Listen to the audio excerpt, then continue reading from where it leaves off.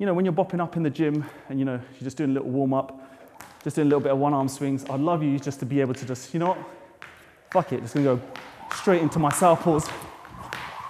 Boom. And then you're into something nice and cool, okay?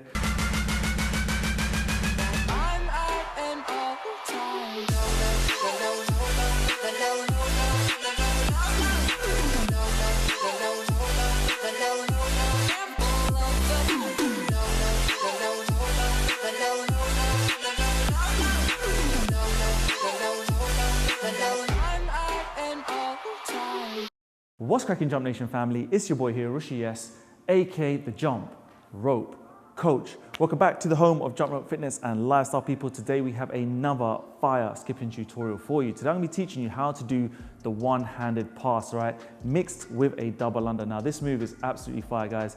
And if you are a beginner watching this, right, this I think will be super applicable to every single one of you, right? Because if you are learning to skip or jump rope for the first time, you wanna learn how to do this one arm swing, right? This is a really cool move to understand timing, rhythm, and how your wrists and forearm and everything else should work whilst you're doing your jump rope tricks or workouts, right? Now, if you want to ramp it up, I'm going to show you guys how to do this with a double under jump and then start your combinations and moves. Guys, remember, if you're new to the channel, please hit that subscribe button. We are the hottest fitness community growing across the world today, and we are backed up by the #1 jump ropes on the internet, hands down. Check the links down below and use Rush10 for 10% discount. We have a whole ton of ropes, colorways, apparel, accessories, everything to get you guys started and skipping like a boss. Okay, so I'm not gonna take up too much time on this video. I think it's a quick tutorial, guys, and your boy is suffering from a slight niggly injury, right? So we're gonna keep it nice and simple today to get this drill done. Now I'm gonna be showing you a ton of B-roll and slow motions to understand everything you need to know. But the first thing is this, all right? If you are now gonna start this move, I want you to understand how your wrists work, how your fingers work on the rope. Now I've showed this loads of times, okay? But what you need to learn to do is clasp the rope in your favorite hand. So for me, it's my right hand. And what I do is I'll put one handle and rope in between the thumb and index finger, and then the other handle slips between the index and then your kind of middle finger, right? Maybe the ring finger for some of you. So what you do is you hold it like this. And when you are kind of clasping it or gripping it, I want you to feel really nice and light, no tension, almost like you're holding like an egg and you don't want to crack it. And when it comes to now rotating this rope, this is just going to take it from the beginner steps, right? Is you're going to feel like this rope passes parallel to your body. So you don't want it waving around this way, and you don't want to wave it out this way. So what it teaches you guys is it teaches you to keep your elbows back or close to your body and just makes you feel like you're skipping, right? Obviously you're not jumping over any rope or anything, but it allows you to understand how the rope moves in the air, the weight of the rope, the feels, and gives you a lot of feedback. So if you're a beginner, I would recommend you always learn just doing this and jumping on the spot, and you want to hear and listen for the sound of the rope to touch the floor, clip the floor, and that's your cue to jump. So I know a lot of you who watch this channel, you're already past this point, but if you're a beginner, please try and go back and try that. Another important feeling is how your wrists work, right? So you're going to feel now your wrist kind of going up and down with the rope to get it to move, all right? And this is really important because it really amplifies kind of the RA technique of skipping, because a lot of people when they first start, guys, it's really wristy and it's out here, all right? The palms of the hands are out here.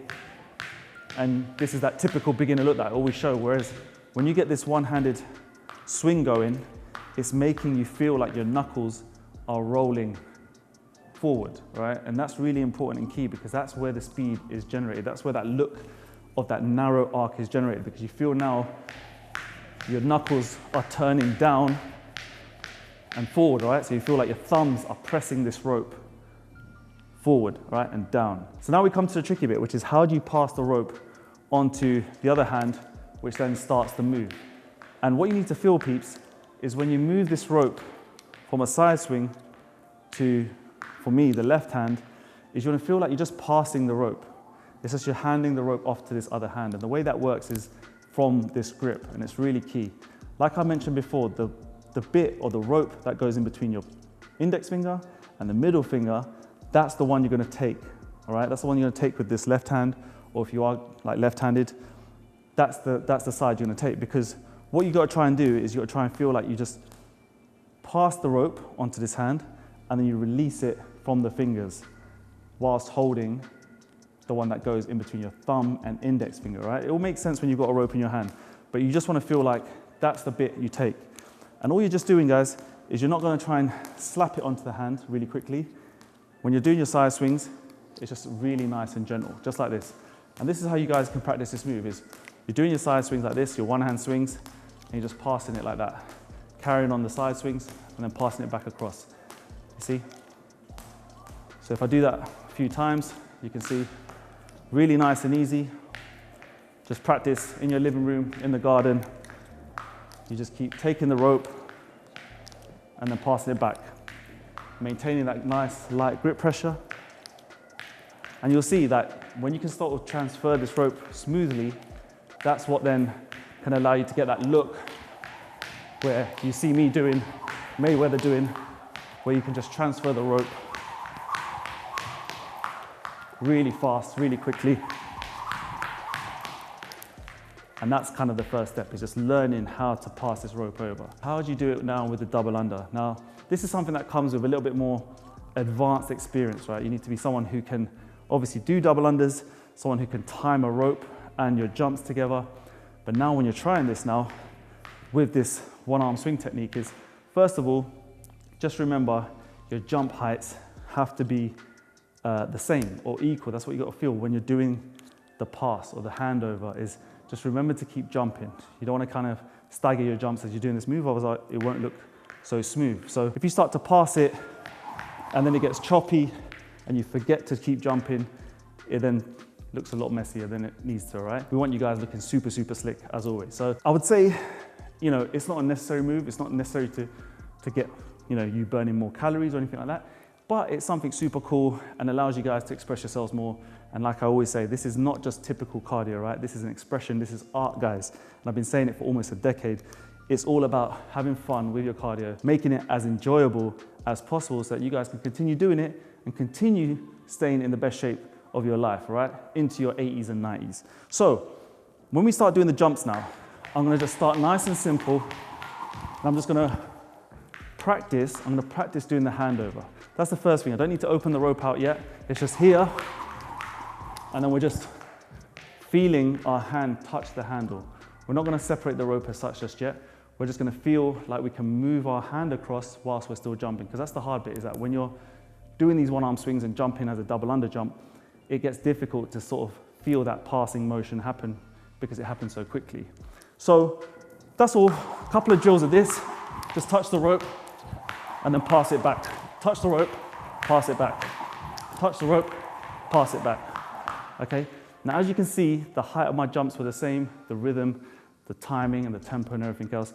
And I was taking the rope out of the fingers and passing it back really, really quickly. So then the final conclusion of this move is we need to understand that as this is all happening, we need to feel like we're gonna open the rope out as we're doing these double unders.